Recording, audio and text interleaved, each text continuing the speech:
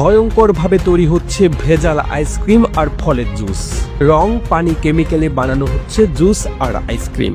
দেখুন ঢাকার প্যাচপ্যাচে গলিতে কেমন ভয়াবহতা তৈরি হচ্ছে ভেজাল আইসক্রিম আর ফলের জুসে। বাইরে থেকে দেখলে রঙিন, ঠান্ডা আর সুস্বাদু মনে হলেও এর ভেতরে লুকিয়ে আছে এমন সব বিষাক্ত উপাদান যা আপনার সন্তানের শরীরে গিয়ে রীতিমতো বোমা ফাটিয়ে দিতে পারে।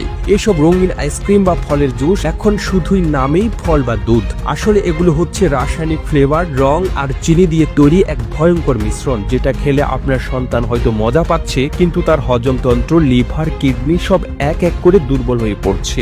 এসব ভেজাল আইসক্রিম বানানো হয় এমন সব জায়গায় যেখানে পাশে ময়লার ভাগার গন্ধে দাঁত বেরিয়ে আসে। সেখানকার শ্রমিকদের নেই কোনো স্বাস্থ্যবিধির ধারণা, নেই কোনো পরিষ্কার পরিচ্ছন্নতার নিয়ম। একটি পুরনো চেম্বারে বড় বড় ড্রামে মেশানো হয় ক্ষতিকর রং, যেমন কপার সালফেট বা মেটানিল ইয়ালো, যেগুলো সাধারণত টেক্সটাইল ইন্ডাস্ট্রিতে ব্যবহৃত হয়। এরপর দেয়া হয় কৃত্রিম ফ্লেভার, যা গন্ধে আম, লিচু, মাল্টা বা স্ট্রবেরির মতো লাগে, কিন্তু তার সঙ্গে প্রকৃত ফলের একটুও সম্পর্ক নেই। এরপর মেশানো হয় সস্তা চিনির সিরাপ আর বরফ, আর সেই বরফটাও আবার টিউবওয়েল পানি দিয়ে তৈরি, যেখানে ব্যাকটেরিয়া মেশানো পানি, জুস বা আইসক্রিমের ভিতর ঢুকে যাচ্ছে সরাসরি। আরেকটা ভয়ঙ্কর বিষয় হলো এই আইসক্রিম বা জুসে ব্যবহৃত হয় সোডিয়াম বেনজোয়েট বা ফরমালিনের মতো সংরক্ষক কেমিক্যাল, যা সাধারণত মৃতদেহ সংরক্ষণে ব্যবহৃত হয়। ভাবুন একবার, আপনার বাচ্চা খেলো আইসক্রিম, সেটা ঠান্ডা আর মজাদার, কিন্তু তার ভেতরে ঢুকে পড়লো এমন কিছু যা তার শরীরে ধীরে ধীরে বিষ ছড়িয়ে দিচ্ছে। এই ভেজাল আইসক্রিম বা জুস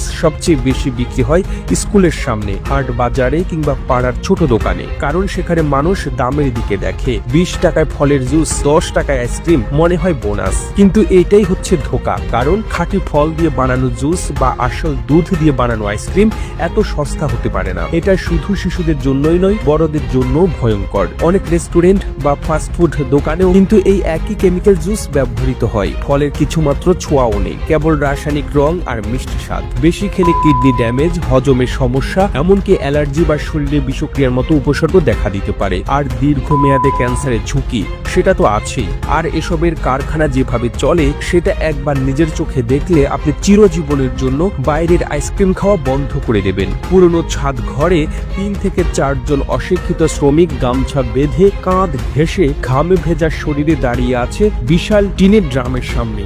একে একে ঢালা হচ্ছে চিনির কেমিক্যাল, ফ্লেভার, রং আর বরফের গুঁড়ো। এরপর পুরনো ঢাকনা দিয়ে ড্রাম বন্ধ করে দেওয়া হচ্ছে। কোনো হাইজিন নেই, স্বাস্থ্য পরীক্ষা নেই, অথচ প্রতিদিন হাজার হাজার পিস সেই জুস যাচ্ছে শিশুর হাতে। ঠান্ডা আইসক্রিম যাচ্ছে স্কুল ব্যাগের পাশে।